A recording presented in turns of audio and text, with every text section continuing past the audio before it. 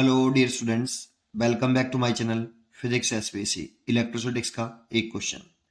Late there be a spherical symmetric charge distribution with charge density varying as rho is the function of r equal to rho not 5/4 minus r upon capital R up to small r is equal to capital R and rho as the function of r is 0 for small r greater than capital R, where r is the distance from the origin.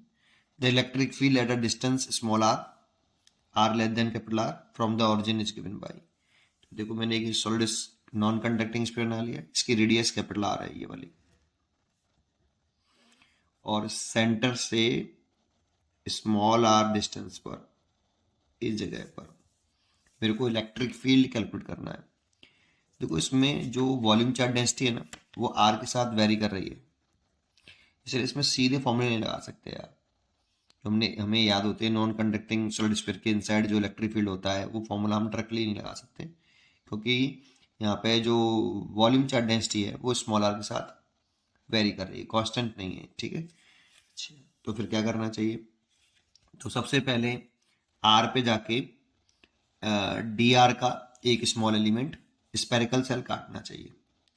एक spherical cell काट ले रहे हैं, ये spherical cell है, circle नहीं है। ठीक है, ये स्पेरिकल सेल काट लो, स्फीयर है ना, ये सॉलिड स्फीयर है ये वाला, उसमें से एक स्पेरिकल सेल काटा है, डिस्क नहीं है भाई। ठीक है, चलिए तो ये एक स्पेरिकल सेल काट लिया मैंने, आर पे जाके डी आर का एक स्मॉल स्पेरिकल सेल, ये इसकी जो थिकनेस है ये वाली, ये डी आर मान लिया।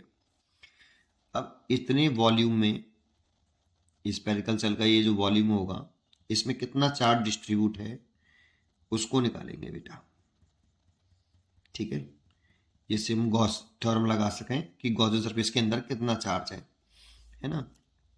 तो सबसे पहले इस वॉल्यूम स्मॉल वॉल्यूम डी में सैडेड वॉल्यूम में का सैडेड वॉल्यूम का वॉल्यूम बताओ पहले। तो area of shaded region, area of spherical shell हो गया, सैडेड रीजन का ही निकालना है बस केवल। ठीक है, multiplied by thickness, that means D R.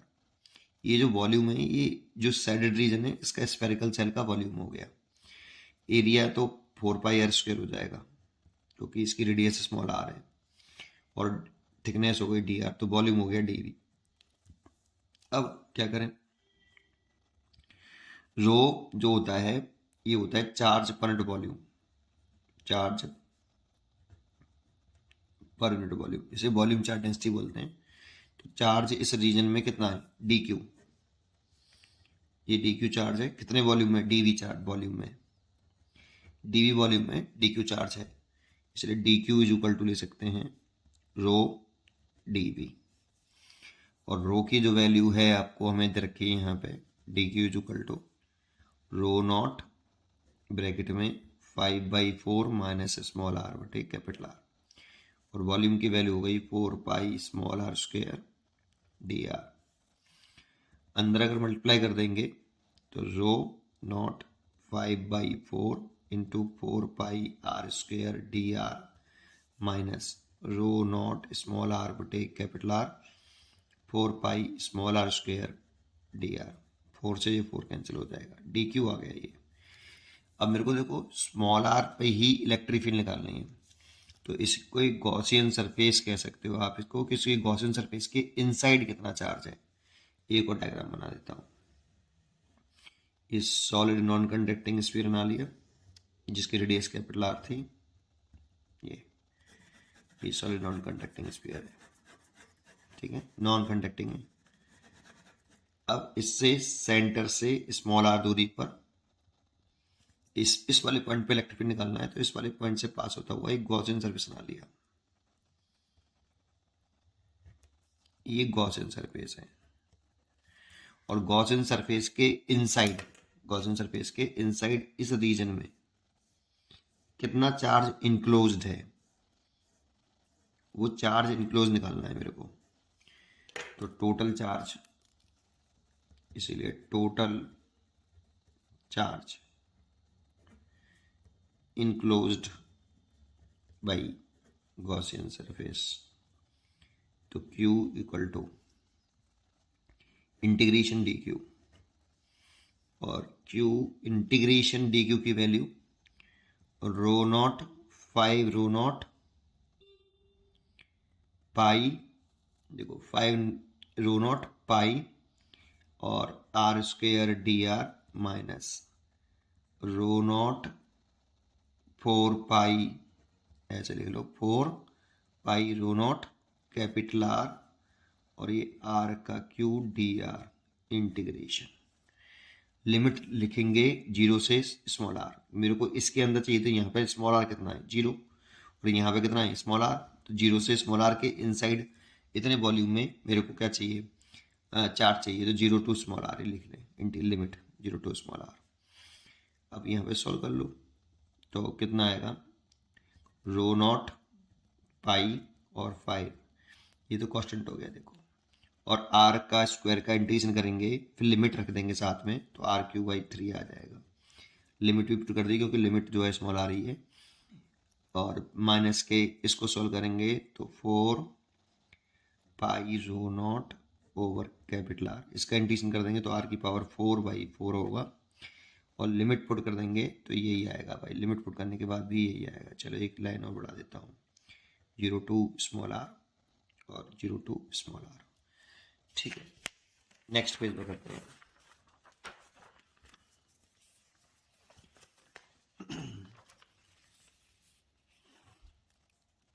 तो क्यू इनसाइड कितना आ गया, ये क्यू इनसाइड हो गया बेटा आपका, ठीक है नहीं, तो क्यू इनसाइड जो आ गया ये हो गया 5/3 रो नॉट पाई आर क्यू, ठीक है, माइनस देखो इस 4 से तो ये 4 कैंसिल हो गया, ठीक है, तो ये हो गया pi rho naught capital R और आर की पावर 4, इसमें से कॉमन क्या है, pi rho not R Q, pi rho not R Q common ले लें तो ये तो कॉमन आ गया, इधर बचा 5/3, इधर एक आर पावर बचेगा एक कैपिटल आर, ये क्यू इन आ गया बेटा, गॉसियन सरफेस के इनसाइड इतना चार्ज है। अब इस जगह पे यूजिंग द गॉस लॉ, तो इस जगह पर अगर एक स्मॉल एलिमेंट ले लें ये वाला, इसका एरिया की डायरेक्शन इधर ही होगी डी ए, और इलेक्ट्रिक फील्ड की डायरेक्शन भी इधर ही होगी, तो थीटा कितना हो गया 0। तो इस वाली कंडीशन में मैं इसमें गॉस थ्योरम अप्लाई कर लूँ तो इलेक्ट्रिक फ्लक्स 5 बराबर integration by close surface E vector dot D A vector is equal to Q in over epsilon naught, ये total charge enclose by Gaussian surface, इसको लिखें तो integration E D A cos 0 degree integration by close surface, Q in मैंने निकाला है pi rho not are का Q 5/3 minus small are बटे capital R upon epsilon naught, E तो बाहर आ गया, कॉस 0 के लिए 1, डी ए का इंटीग्रेशन करें तो D A is a part of small area for a Gaussian surface ये वाली, और इस गॉसियन सरफेस का जो टोटल एरिया लिखें तो ये आपका 4 पाई स्पीयर है, इसीलिए 4 पाई स्मॉल आर स्क्वायर, तो 4 pi small r square is equal to pi rho not are का क्यू 5/3 माइनस स्मॉल आर बटे capital R over epsilon not. देखो ये इससे कट गया लेकिन एक आर पावर बची और 4 पाई नीचे आ गया, अच्छा पाई से भी पाई कट गया, तो E इक्वल टू आ गया रो नॉट आर बटे 4 एप्सिलॉन नॉट और 5/3 माइनस स्मॉल आर बटे कैपिटल आर, ये देखो ये इसका आंसर हुआ। इसीलिए इसका आंसर चेक करते हैं कौन सा है, ये तो है नहीं है, इसमें 3 आ रहा है नीचे, हमारा 4 आ रहा है, 4 वाला तो केवल यही है डी, नीचे 4D, D is correct choice. उम्मीद करता हूँ कि आपको ये क्वेश्चन जरूर समझ में आया होगा, पढ़ते रहिए और खुश रहिए, थैंक यू।